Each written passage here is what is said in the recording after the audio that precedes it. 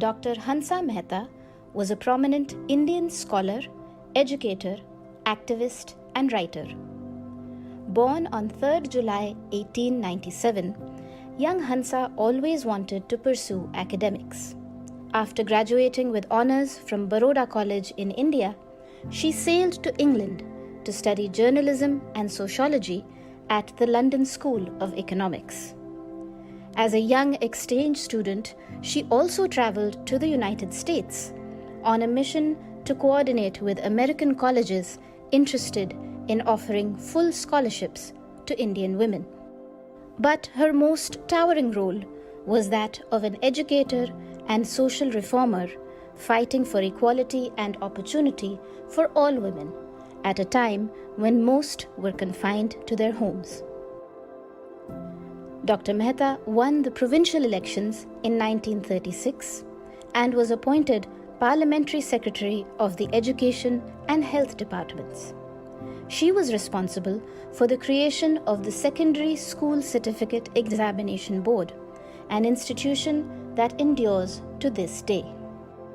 As the president of the All India Women's Conference, she proposed and drafted the Indian Women's Charter of Rights and Duties, which demanded that women be treated as equals, with equal civil rights, equal right to education, equal pay, equal distribution of property, and equal application of marriage laws. Dr. Mehta was one of the 15 women in India's first Constituent Assembly. Together, these extraordinary women helped draft the Constitution of India, which continues to guide and govern our nation. Dr. Mehta brought her deeply held convictions on human rights to the nascent United Nations. As India's representative to the United Nations Commission on Human Rights, she was instrumental in ensuring that the Universal Declaration of Human Rights and Fundamental Freedoms declared that all human beings, and not just men, are born free and equal. I cannot say that I feel as exhilarated as I did when we adopted the draft Universal Declaration of Human Rights. We have not found solution on some of the fundamental points. The measures of implementation are not adequate. In 1949, she became Vice-Chancellor of the newly established Baroda University, the first time in India that a woman headed a university not restricted to women. Dr. Mehta's views on education were exemplary and far ahead of her times. In 1962, as chair of the National Council for Women's Education, she clarified that there was no such factor as the female aptitude that could justify the division between a so-called masculine and feminine educational syllabus. A prolific writer, she wrote more than 15 books on subjects ranging from religion to women's rights. She even wrote books for children in her native Gujarati and in English, and translated works of English literature, including Shakespeare's Hamlet, to Gujarati. Today's event honors the vision and pioneering work of Dr. Hansa Mehta, who believed that equality across the board for all humans is the surest way to ensure justice and well-being for all.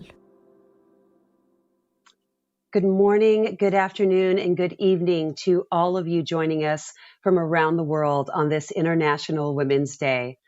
The permanent mission of India to the United Nations and United Nations Academic Impact welcome you to the inaugural edition of the Dr. Hansa Mehta Memorial Dialogue, celebrating the life of noted scholar, educator, activist, and writer Dr. Hansa Mehta. We are so pleased to have a panel of distinguished guests with us today to speak about how her legacy lives on and continues to inspire the work of gender equality at the United Nations. Without further ado, I would like to introduce the permanent representative of the Mission of India to the United Nations, His Excellency, Ambassador T.S. Churamurti. Ambassador, the floor is yours.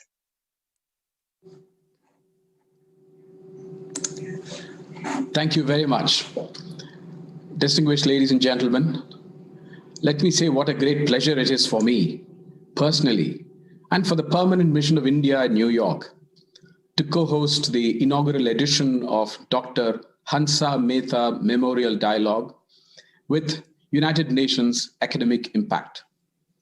Dr. Hansa Mehta left an indelible mark, inter alia, on our Constitution and on the Universal Declaration of Human Rights of the United Nations. Today, we honor her memory through this event on the International Women's Day. I'm truly delighted that we have in our midst the renowned Dr. Geeta Gopinath of the IMF to inaugurate what we hope will become an annual event. I'm also happy that we have United Arab Emirates Permanent Representative, Lana Nusaybe, Under-Secretary General of the United Nations, Melissa Fleming, and Deputy Executive Director of UN Women, Anita Bhatia.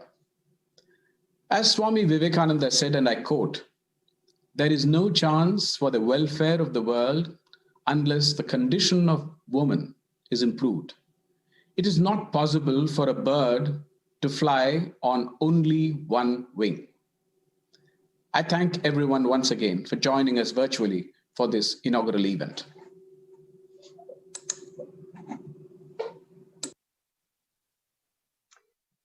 Thank you, Ambassador, for your words and welcoming our guest and highlighting the contributions of Dr. Mehta to the human rights agenda and the issue of gender parity, which is very relevant for today's dialogue. I would now like to invite the Undersecretary General of the United Nations for Global Communications, Melissa Fleming, to deliver the opening remarks for today's dialogue. USG, you have the floor.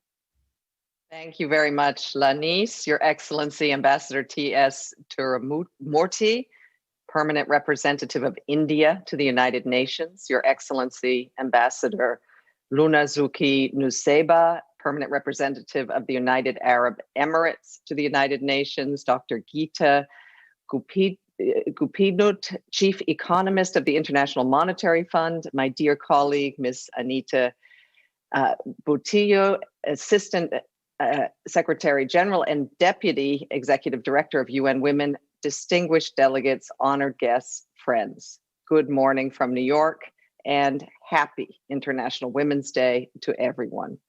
It's my pleasure to greet all of you around the world who have joined us for the inaugural Dr. Hansa Mehta Memorial Dialogue. Thank you in particular, Ambassador Tiramurti, for your warm welcome and also my best wishes for your birthday yesterday. It is an honor to be able to take part in today's event. Dr. Mehta built an enormously rich legacy during her life as a scholar, educator, feminist, social reformer, and writer, to name just a few. And I think we just saw the incredible achievements of her life in that short video. And not least, she's also an indispensable figure to the history of the United Nations. In the late 1940s, Dr. Mehta served as a delegate to the UN Commission on Human Rights, whose task it was to draft what eventually became the Universal Declaration of Human Rights. Dr. Mehta fought to change a phrase that now forms the start of Article 1 of the Declaration. Through her perseverance, quote, all men, if everybody could go on mute, thank you. And just to quote this really important article that came from her perseverance, and that is, quote, all men are born free and equal. This became all human beings are born free and equal. This reminds us that altering just one word can make a very big difference. Dr. Mehta's pivotal role was highlighted in a special exhibition that we held at UN headquarters in 2018 to mark the 70th anniversary of the adoption of the Universal Declaration of Human Rights and the critical role that key women played in its founding. Dr. Mehta's record and passion as an educator also lives on and is reflected in the UN's activities today. One such example can be found in the co-organizer of today's dialogues, UN Academic Impact. This initiative works with universities globally, providing a platform where university students, academics, and researchers can connect, can share ideas, research, and resources to further the Sustainable Development Goals. Universities around the world are pairing with each other and with underserved communities to help advance the cause of people everywhere. I would like to use this opportunity to thank one of our co-organizers today, the Government of India, for its steadfast support of UN Academic Impact. That support helps us to amplify the UN's work among millions of young people and educators worldwide. Our theme today is Women's Economic Empowerment and Inclusive Global Economic Growth, COVID-19 and beyond. It's particularly timely as the world seeks to build back from a pandemic that has hit women and girls especially hard. We are fortunate to have two distinguished speakers, Dr. Geeta Gopinath and Her Excellency Ambassador Lana Zaki Nusebi, for an interactive conversation on this topic. I want to thank you both for joining us today. At the UN, women's economic empowerment and gender equality represent one of our top communications priorities. This is because we know we will not advance until all of us have equal opportunity to advance. So our multilingual platforms are amplifying major UN initiatives and events on gender. We are telling individual stories of women as agents of change and leading the recovery from the pandemic. We are showcasing women leaders, particularly in peace and security. And we are demonstrating that the UN is walking the talk with its own internal culture and representation. Before I conclude, I would like to thank the Permanent Mission of India to the United Nations and my colleagues in the UN Academic Impact Team for organizing this event and bringing us all here together. Let this be a day of inspiration for us all. Thank you. Thank you so much for those words, Undersecretary General, and for the reminder of the importance of language and education in achieving the aims of the United Nations and the role that Dr.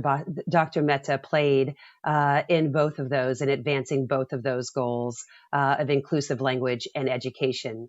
And as we celebrate International Women's Day, we are very happy to have with us Mrs. Anita Bhatia, the Assistant Secretary General and Deputy Executive Director of UN Women, the UN agency devoted to ensuring gender equality and the empowerment of women and girls around the world. ASG Bhatia, welcome and thank you for joining us. Thank you very much, Lanice. Ambassador Tirumurthy, my dear friend Melissa, my dear friend Geeta, Ambassador Lana Nusebi, it is such a great pleasure to be with all of you here today on the occasion of International Women's Day. So let me first start by saying Happy International Women's Day to all of us and to all of you who may be joining us from different parts of the globe. It is a real pleasure for me to be with you here today on the occasion of the Hansa Mehta Memorial Dialogue. And it is very fitting that this dialogue is named after her, because this year's IWD theme is leadership. And above everything, Dr. Mehta was an exceptional leader, somebody who was willing to take personal and professional risks, somebody who had the ability to speak truth to power, somebody who had the courage of her convictions. And most importantly, someone who had a simple and yet very powerful belief in the need for social, economic, and political justice for women. If she were alive, Dr. Mehta would probably ask us, so what is the status of social, economic, and political justice for women today? And this is what I would tell her. First, I would say there have been huge improvements in many areas of gender equality since her time.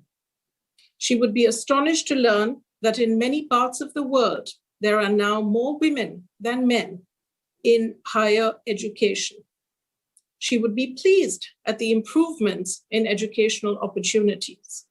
She would be very happy to know about the improvements in maternal mortality, in health outcomes for women generally. She would be astonished at the increase in political representation among women, and she would be happy about improvements in leadership as exemplified by this panel. She would also be, I think, surprised to see the amount of financial inclusion and economic empowerment that has happened since her time. She would learn about the huge microfinance revolution which swept Bangladesh, India, and Latin America. She would be astonished that through digital infrastructure and mobile technology, countries like Kenya and India have made it possible for women to have resources for the very first time.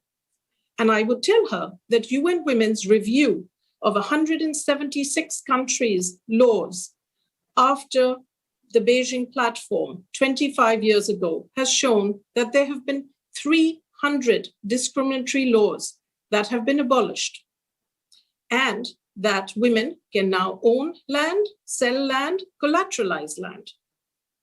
She would then be astonished to learn how far we have to go. Ladies and gentlemen, the facts that I would tell her are the following. 25% of parliamentarians in the world only are women. Only 14 countries in the world have gender equal cabinets. Less than 10% of heads of state are women. Less than 10% of heads of government are women. What, she would ask, are we going to do about this?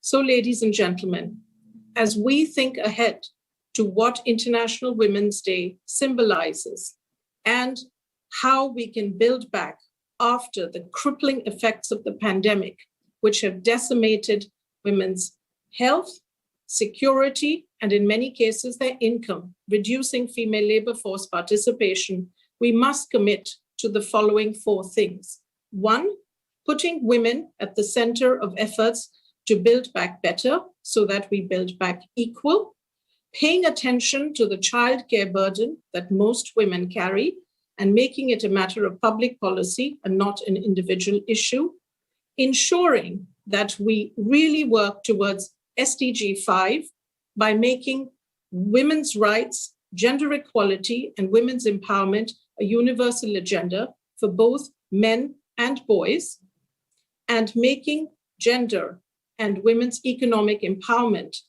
everybody's business, finding role models, finding political leaders who speak about this and who believe in women-led development. Ladies and gentlemen, if we are to achieve gender equality and women's economic empowerment, we need to do so not just with women in mind, but women in the room and women at the table. Thank you very much.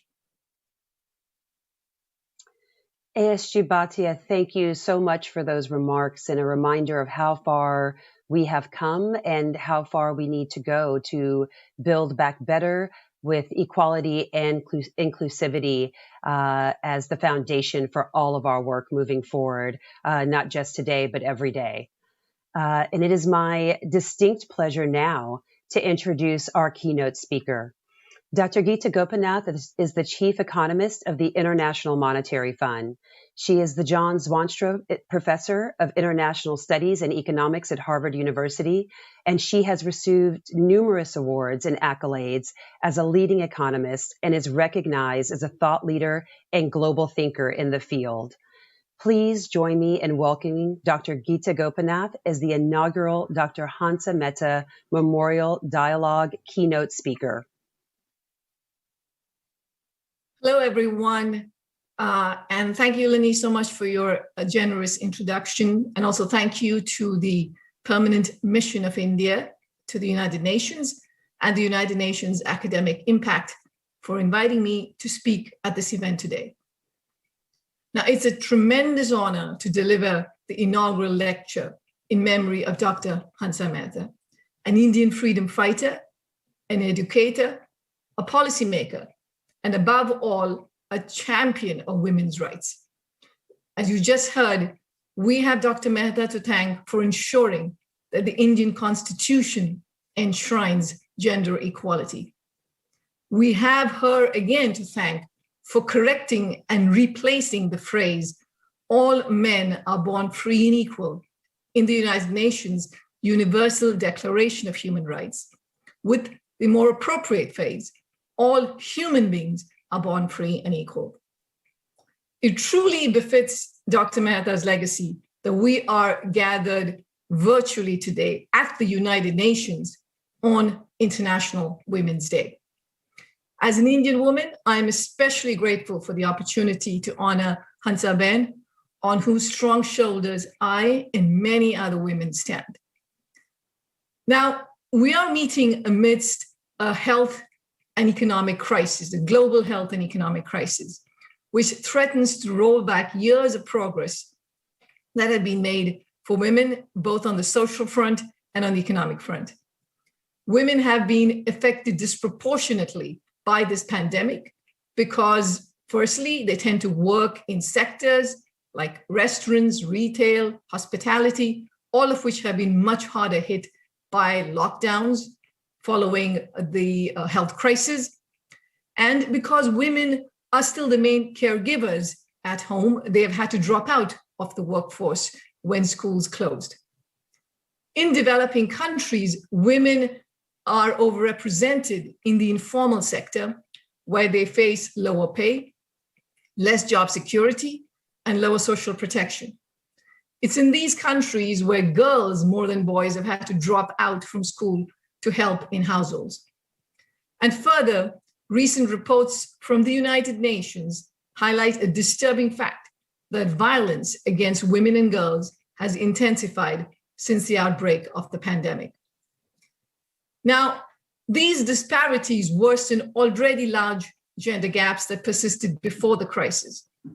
While there have been many successes, as Anita just listed, over the past few decades, as women pushed the boundaries on educational attainment, economic and political participation, and broke through glass ceilings to lead countries, corporations, and international organizations, there is really much more that needs to be done to achieve gender equality.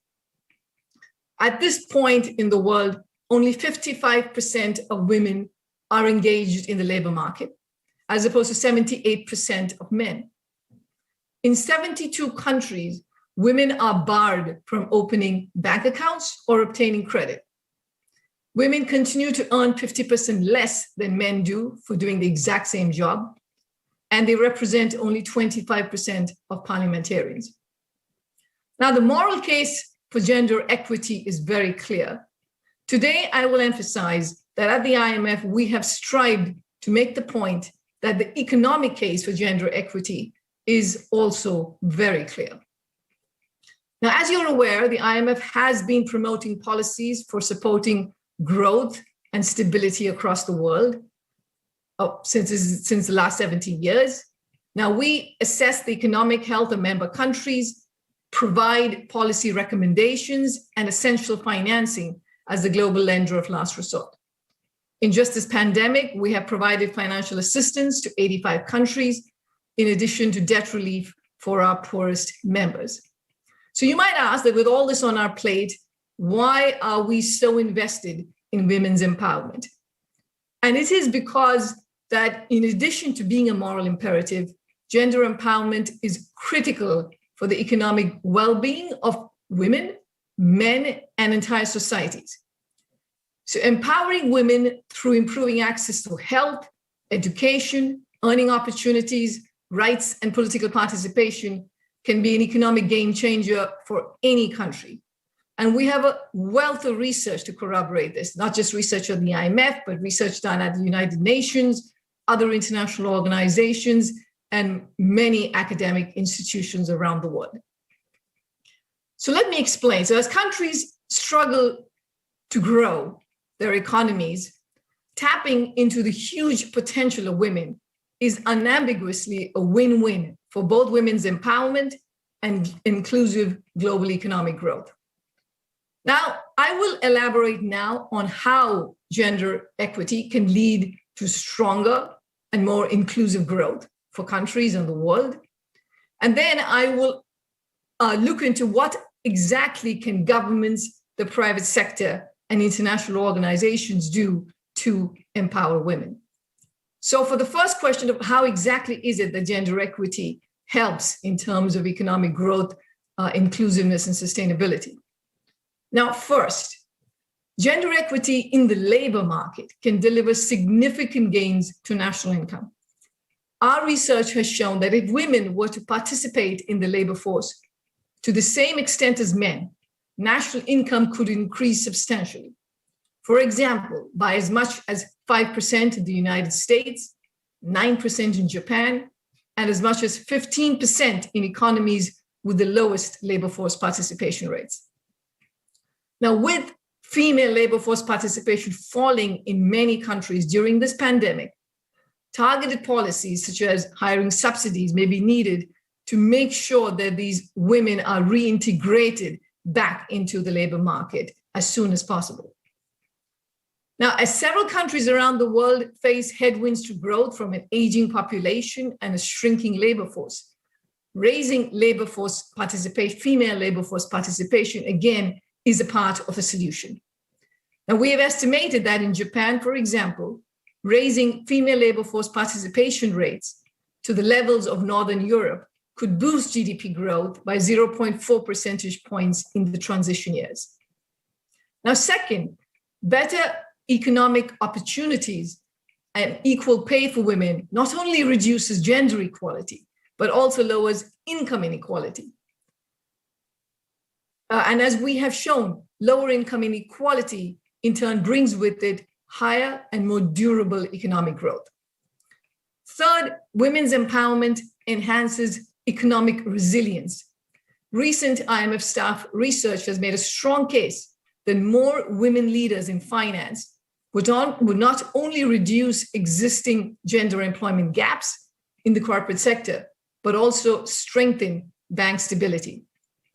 Now, this work finds that a higher share of women on banks' boards of directors and banking supervision boards are associated with greater financial sector resilience, lower probability of insolvency, and greater profitability.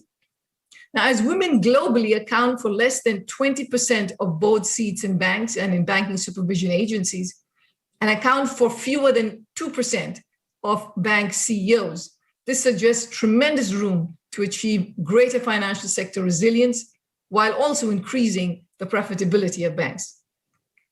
There is also rigorous evidence that when women are in leadership position, it enhances not just them, but it also enhances the lives of other women. For example, in 1993, India started reserving a fraction of village council leadership positions for women. And what followed was that in villages with a female leader, there was a significant increase in parents' aspirations for their daughters. The gender gap in adolescent education basically disappeared, and girls spent less time on household chores. This policy also weakened stereotypes of gender roles in the public and domestic spheres. Therefore, to summarize, the empowerment of women is an important channel by which we not only have full participation of all human beings in society, but it's also what you absolutely need to bring about a stronger, more inclusive, and more resilient growth. So this now takes me to my next question as to what needs to be done. And let me be very clear. The responsibility here has to be shared. It has to be shared by governments, the private sector, and those of us in international organizations. So let me start with, firstly, what the government can do. Now, given that governments can use fiscal policy, they can use their tax and spending policy, they can play a major role to assist the advancement of women in education, health, financial inclusion, and economic empowerment. How do you do that? Firstly, countries should have what we call gender budgeting. That's the only transparent and concrete way to make sure that your tax and spending policies are actually doing what needs to be done in terms of empowering women. IMF research has found that higher spending, for instance, on childcare has contributed positively to female employment in the Czech Republic, Poland, and Norway. Another important measure is flexible working arrangements, which give women work-life balance. Such arrangements, as have been established more recently in Japan, have also been shown to reduce gender gaps in labor force participation. Now, well-designed workplace regulations that protect women under the law, including parental leaves that encourage a greater parity between men and women, as well as equitable treatment of women in courts and protection against violence, have all been shown to significantly raise women's participation in economic activity.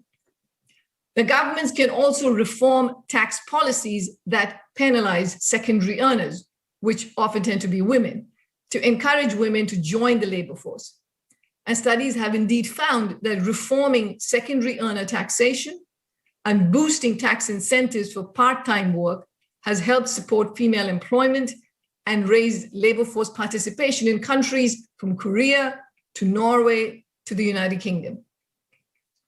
Governments must also take concrete actions to level the playing field for women. In many regions of the world, a key obstacle to women's empowerment are outdated legal, regulatory, and institutional impediments, all of which are in the hands of governments to reform. In more than 100 countries, women encounter at least one legal impediment to their participating in the economy.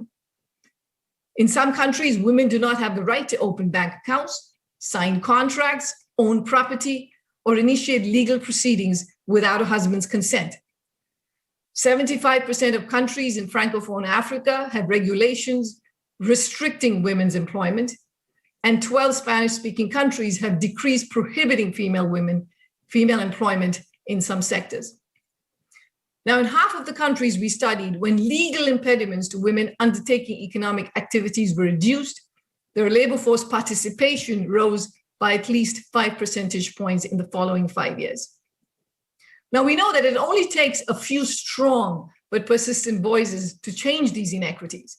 It happened in India with Dr. Hansa Mehta, who helped push through the Sharda Act that forbade child marriage. Now, there is a role for the private sector as well. To start with, businesses can promote gender equity by ensuring equal pay for equal work. Now, even where there are no government-mandated regulations, firms can take the initiative to put in place work-life policies that support women's labor force attachment, including through mentoring and leadership opportunities, flexible schedules, travel and childcare subsidies, and this is very important, zero tolerance towards workplace harassment. Now, it is estimated that in developing countries, 70% of women-owned businesses are underserved by financial institutions, as a result of which women entrepreneurs run smaller enterprises, earn less than male peers, and are more likely to fail. Now, this is a financing gap, as well as a lost business opportunity in which the financial industry can step up to aid women's financial inclusion. And finally, we at the international organizations also have a role in this endeavor. The United Nations has declared gender equality among the 17 Sustainable Development Goals to achieve inclusive growth by 2030. At the IMF, we have increased our emphasis on women's empowerment through training, technical advice, and peer learning workshops with country authorities. I'm also proud to note that we at the IMF have worked hard to diversify our leadership, successfully raising female directorships to over 30%, appointing the IMF's second consecutive female managing director and its first female chief economist. Now, gender equality is an aspect of the job I take very seriously, and during my tenure, I have increased the number of women in leadership positions in my own department. Now, let me conclude by saying that this crisis has demonstrated the excellent contributions of women as leaders, as health professionals, as first responders, as caregivers. Yet, women have also been disproportionately hit hard by this crisis, and we still have a distance to go to get to gender equality. Now, while much remains to be done, I am confident we will continue to make important progress towards the empowerment of women everywhere in the world. Some 100 years ago, this was the dream of a woman from a small town in India who we are honoring today. I hope this generation's leaders and policymakers will take every opportunity they get to honor Dr. Hansa Mehta's legacy through urgent and determined action for greater gender equality. Thank you so much. Dr. Gopinath, thank you for joining us today and sharing those powerful insights on the inextricable link between women's empowerment and inclusive and sustained economic development, and that there are the concrete steps that we can take to achieve this, because none of us can advance if half of us are left behind. And the reminder, the legacy that Dr. Mehta has left us with, that one person can absolutely make a difference through sustained and vocal action. I would now like to invite Her Excellency Ambassador Lana Nusabeh, the permanent representative of the United Arab Emirates to the United Nations, to join us for an interactive dialogue with Dr. Gopinath. Ambassador, you have the floor.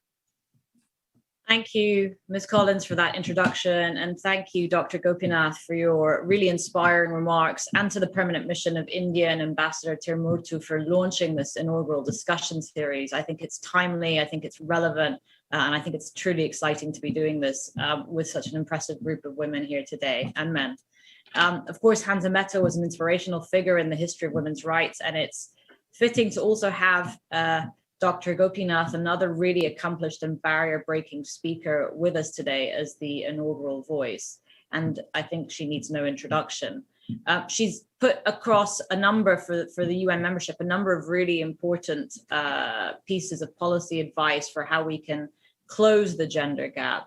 And indeed, the IMF itself has estimated that by excluding women, countries are actually losing 10 to 30% of GDP, for example. So it's definitely a priority for my country, the UAE. And it's one of the few countries in the world, actually, that guarantees by law equal pay for equal work in the private sector. So, Dr. Gopinath, you've gone into a lot of detail about what governments can do broadly to improve these figures globally. But we haven't specifically talked about, is it the right course of action to legislate in the private sector to ensure equality in pay? And it's an interesting question for all of us, whether we look at whether it's the right approach to have quotas in parliaments and legal bodies, etc., whether it's the right approach to legislate for equal pay. Does that restrict the private sector too much and impede on growth, or is that in fact something that we need to do to close the gap? I'm struck by a report that UN Women have released today, where they actually look at the numbers and say that it would take 130 years if we let matters play out in their own along their own course, because today only 3 countries globally have 50% or more women in parliament. Women under 30 make up less than 1% of parliamentarians globally. And despite all the pundits given to women leaders for their COVID-19 response, only 3.5% of the COVID-19 task force examined in 87 countries had gender parity. So we see a lot of news headlines that, where women are involved in the COVID-19 response, the pandemic response.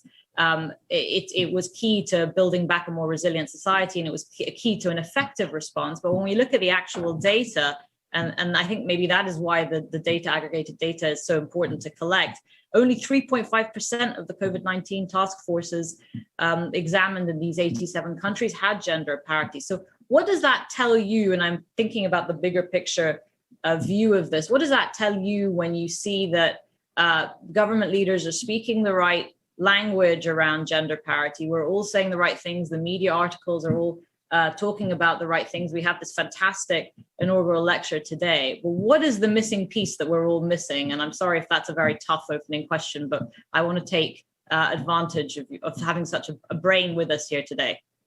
Please, over to you.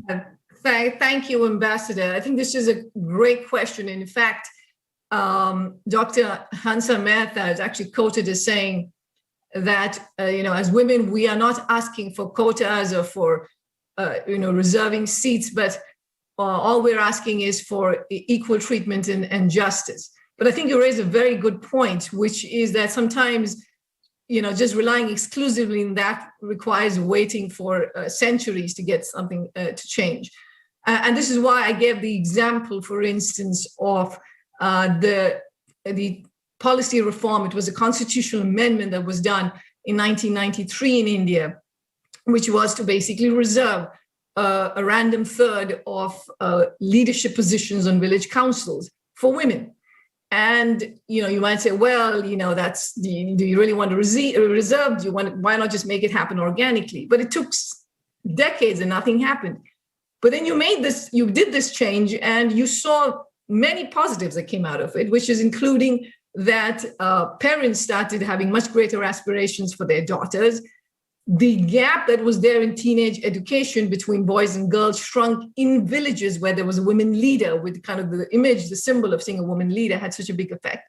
And in future years, even in places where there was not such a reserved seat, you saw more women being elected, because this kind of bias, the implicit bias that people have, the women can't do the job, changed. So, I've actually come to believe that sometimes you just need to make some very strong mandating of what women, women's representation, because otherwise it can take a very long time. Now, you're right that, we've had phenomenal leadership by women in the world in this crisis. I mean, you had,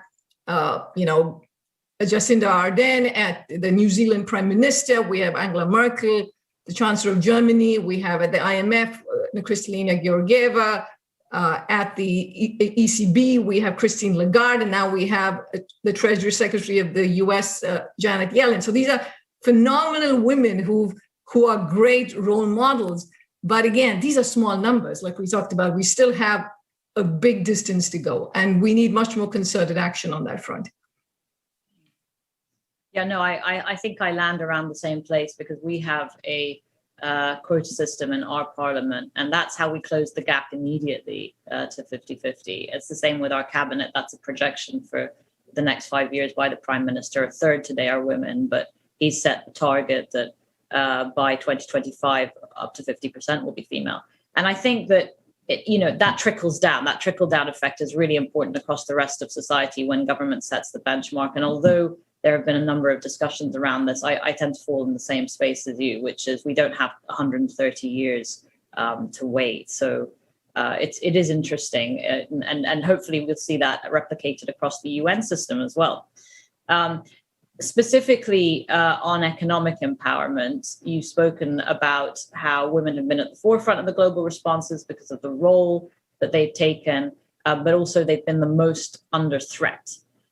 That's a tough situation to reconcile, that their economic livelihood has been one of the biggest sort of threatened aspects in this pandemic, but we can also see that they've also been at the forefront of the global response.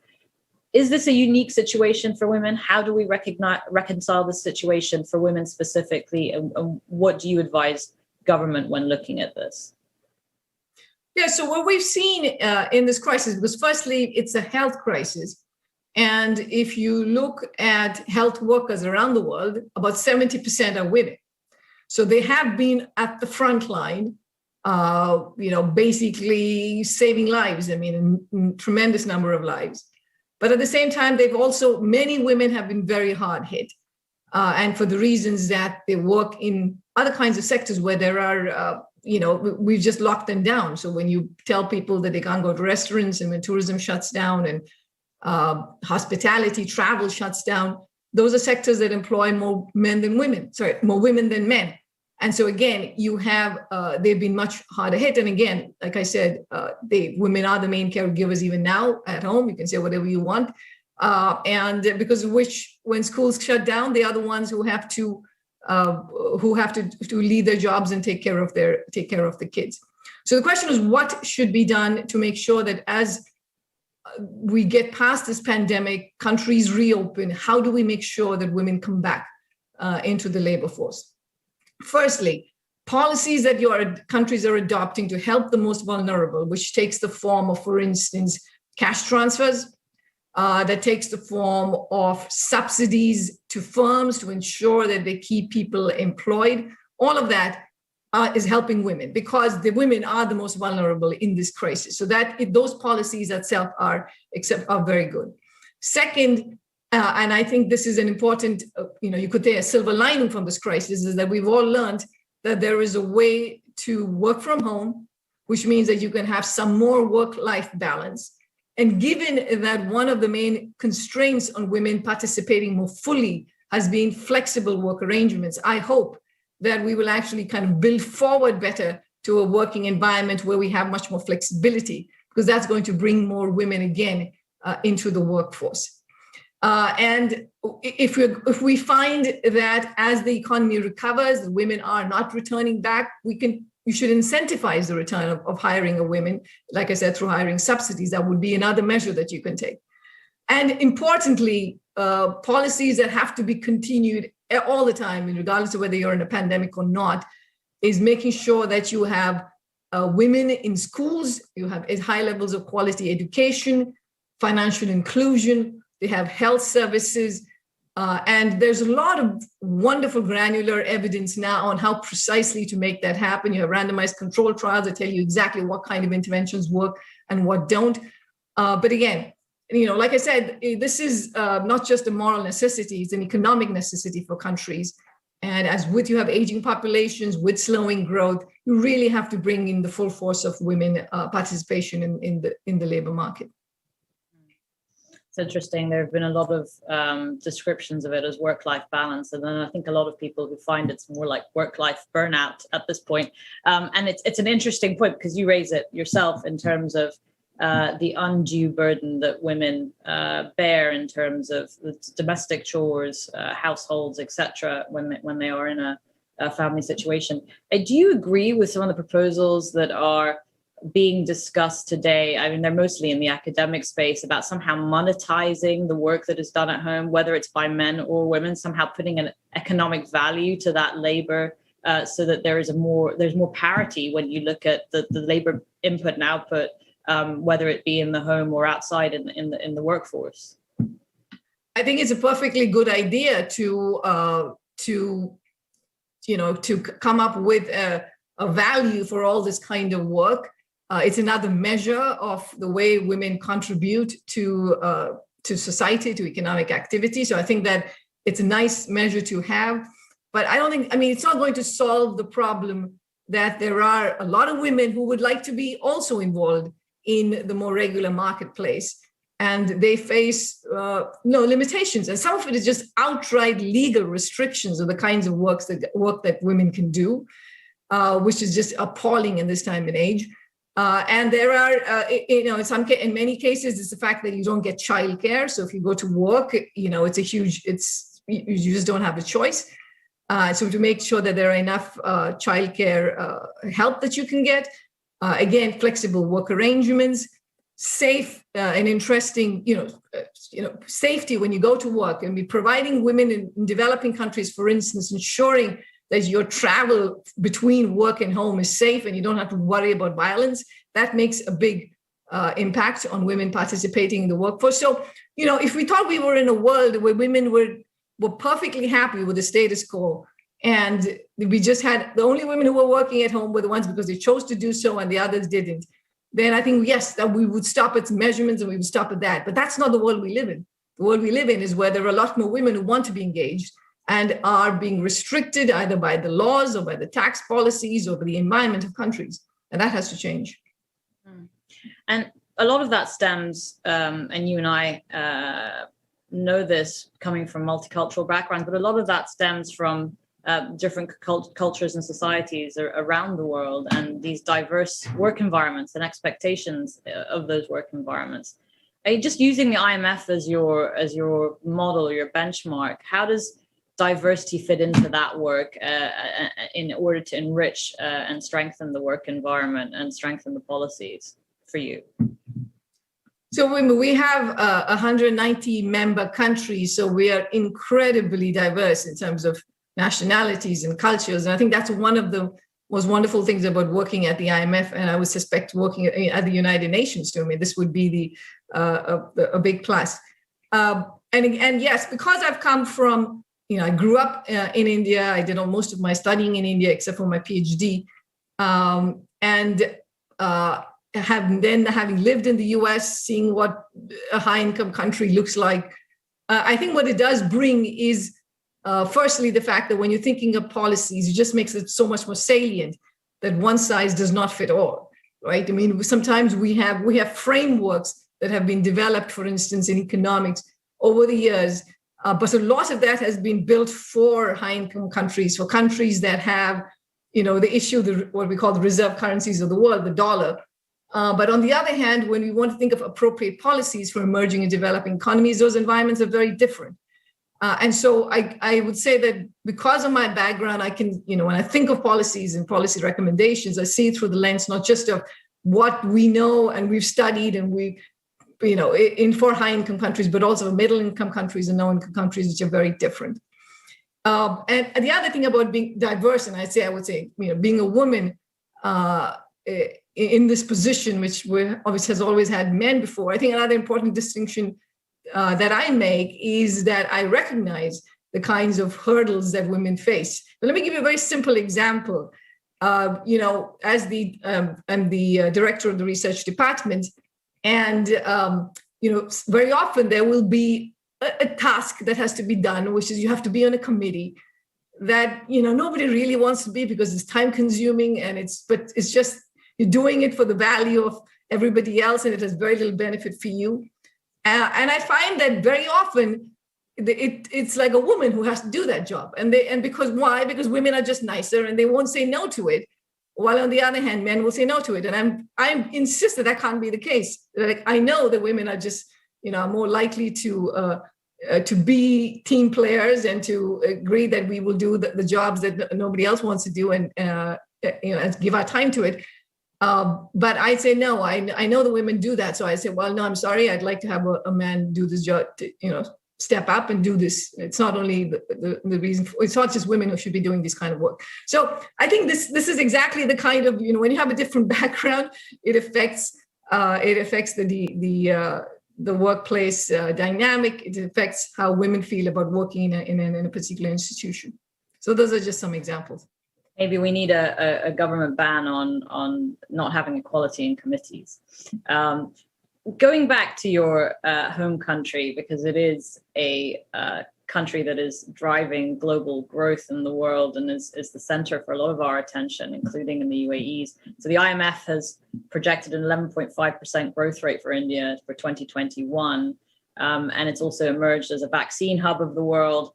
How do you think India can play a role contributing to global economic recovery? So I'm taking you out of your IMF hat for a second.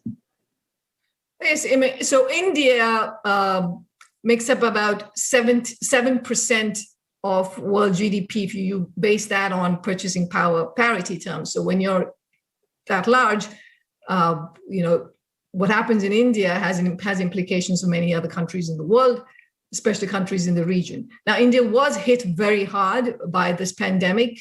It had a growth of negative 8% in 2020. That's a country that typically grows at over 6%.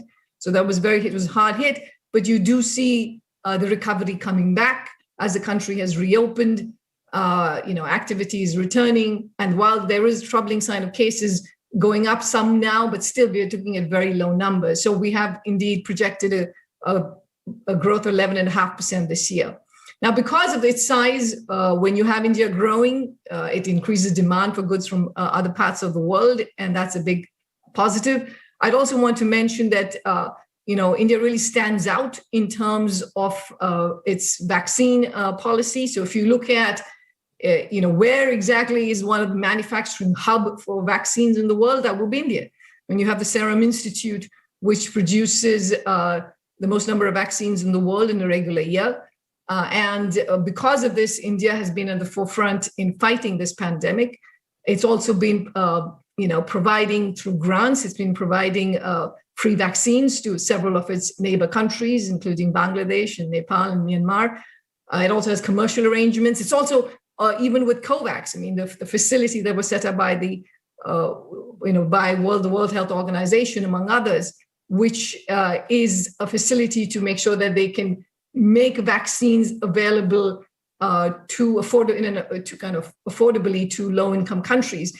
So again, India's Serum Institute is manufacturing a lot of those vaccine doses that go to COVAX. So, it's been playing a very important role in helping the world in this crisis through its, vaccination policies. Thank you. We agree. We completely agree, and I think everyone's looking to India to help lead out of this the economic challenges that we're facing this year and next.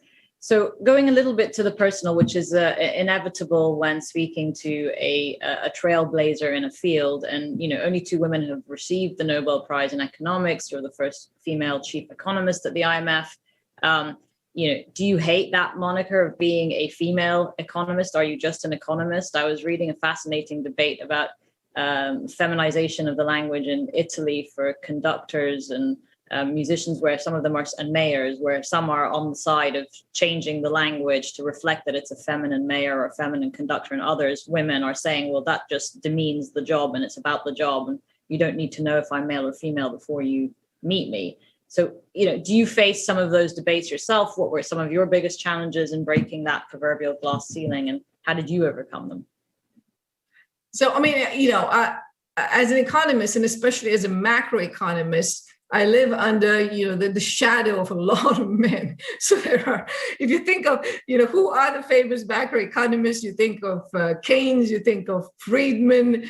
Those are, you grow up basically being told that anything wise that was said in macroeconomics was said by men. So you spend a lot of time under that shadow. And I do believe that when you speak in seminars and conferences, I'm not sure how people, whether people think that, oh, well, does this person really have something useful to say, because this person doesn't look like a typical macroeconomist does. And we know that. I mean, there was a recent fascinating piece of research that came out that said that when women present in conferences and seminars, they get asked more hostile questions than men do, because you just assume that you don't know as much as men do. So that's something that you have to grapple with. And in terms of how do you deal with it, my advice, of course, is to get a very thick skin and believe in yourself. I mean, I think that's true for a lot of people who move on in life, is completely, believing and trusting in your ability. And as a woman, you have to do that. There was this nice, when the video of Dr. Hansa Mehta was playing, there was this picture of hers where she was sitting at this table. And I don't know if you noticed, but there were only men around the table and she was the only woman there. So many, 100 years later, what's interesting is that still happens in a lot of places. Like you find yourself sitting at a table, especially in certain kinds of economics conferences where you're the only woman sitting there among the men. So things have changed, but it's slow and changing.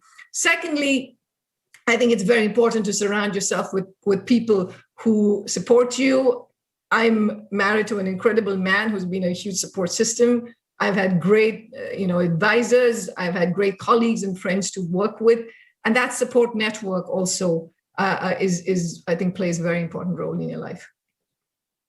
Look, I could keep asking you questions, but I know that we're out of time. So I'd like to thank you. I think that's a great place to stop. You've given us some very thoughtful and frank responses, and some personal ones as well. And I couldn't agree more with believing in yourself, but also developing a tougher skin is essential as we try and close that gender gap. And I think all of us, the takeaway from this conversation is that beyond the moral case for equality and the political case, we've heard from Dr. Gopinath about the clear economic case for women's empowerment. And I hope that we all move forward in this day thinking about this moment of transition and transformation that we would like to see this opportunity build for us out of the pandemic, a moment of hope. And like you, Dr. Gopinath, and like so many of you listening to this dialogue, we're all committed to making sure that we build forward better, as IMF Managing Director Kristalina Georgieva likes to say, and she also likes to say that gender equality doesn't just fall from the sky. So it's really a call to action to make something happen. I'd like to just take this moment also to commend India's leadership in promoting women's empowerment. And as you know, the UAE is a candidate to sit in the Security Council with India.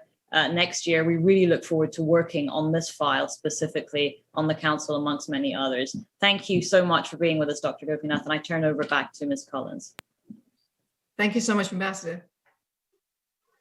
Well, thank you both so much, Dr. Gopinath and Ambassador Nusabeh, Your Excellency, for that illuminating conversation and really what is a call to action to community members, to member states to make change, and the reminder that the work for women's empowerment and equality is full-time work. It's everyone's work, and it's work that we have to do today and every day. And we have to do it through various avenues, through education, health, employment, childcare, economic, and other policies, as well as the full representation and participation of women in all sectors of civic and political life, because inclusive policy and representation matter. And I would now like to invite the First Secretary of the Permanent Mission of India to the United Nations, Mrs. Viditra Maitra, to offer concluding remarks for today's event. Ms. Maitra, the floor is yours. Thank you, Lanice. I am going to just take a few minutes to convey our gratitude on behalf of the Permanent Mission of India to the UN to the exceptional women that we have had with us this morning. Our deepest gratitude to Dr. Geeta Gopinath for accepting to deliver such a thoughtful and an eloquent keynote today. We could not have asked for a better speaker for the inaugural Dr. Hansa Mehta Memorial Lecture. Our thanks also to Ambassador Lana Nusabeh for steering this conversation towards such a rewarding dialogue today. We were also very privileged to hear from two exceptional women leaders of the UN this morning, USG Melissa Fleming and ASG Anita Bhatia. Thank you so much for sharing your unique perspectives and insights with us this morning. Also to Ms. Lanice Collins of UN Academic Impact, thank you for hosting this event so expertly. We greatly value our work with UN Academic Impact, and we look forward to continue our important work going forward. And to everybody who has joined us from your workplaces, from your homes this morning, who's joined the conversation, who've sent in your questions, thank you for joining us. A very happy Women's Day to all of you, and we look forward to having you with us again next year for the next edition of the Dr. Hansa Mehta Memorial Lecture. Goodbye and thank you.